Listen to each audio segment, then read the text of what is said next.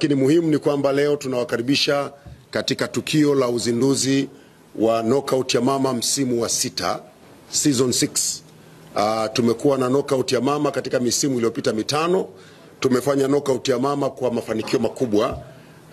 Ni programu ambayo imeleta matokeo makubwa kwa vijana wetu wanaopenda kucheza ndondi. Vijana wetu wamepata nafasi ya kugombania mikanda mikubwa ya kimataifa, wamepata nafasi ya kuongeza viwango vyao kimataifa, lakini zaidi ya hapo wameweza kuitangaza nchi yetu kwa kuipeperusha bendera ya nchi yetu pale wanapocheza na mabondia mbalimbali. Vyombo mbalimbali vya kimataifa sasa vinafuatilia ndondi kutoka Tanzania. Maana yake ni kwamba viwango vyetu vya ndondi vya ngumi vimepanda.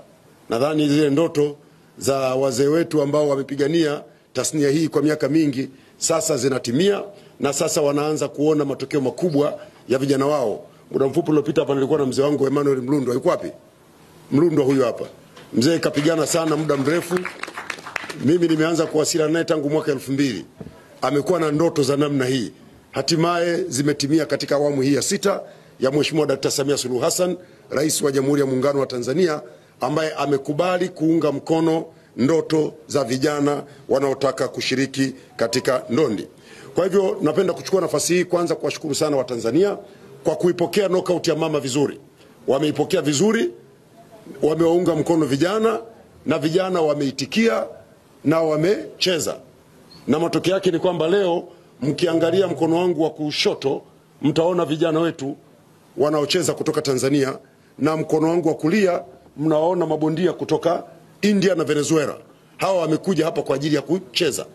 Kesho kutakuwa na knockout ya mama msimu wa 6, tukiwa tunaendeleza rekodi ya mabondia wetu kucheza mashindano mengi ya kimataifa, ambayo ndio kitu kikubwa ambacho tulikuwa tumekikusudia. Sasa kwanza naomba nichukue nafasi hii kuwashukuru Mafia Boxing. Nawashukuru Mafia Boxing kwa sababu wamewekeza, wameamua kuwasaidia vijana wetu, wameamua kusukuma ndondi za Tanzania. Hili ni jambo kubwa kwa sababu serikali kama serikali sisi tunabakia tu kuwa wasimamizi wa sekta ya michezo. Lakini unapopata wadau ambao wako tayari kusapoti, kuweka fedha, kusaidia vijana, kuwatengeneza vizuri na kuwatengenezea mapambano ya kimataifa, ni jambo kubwa ambalo tunatakiwa kulitambua na kuliunga mkono. Kwa hiyo tunashukuru sana Mafia Boxing kwa kazi hiyo kubwa. Lakini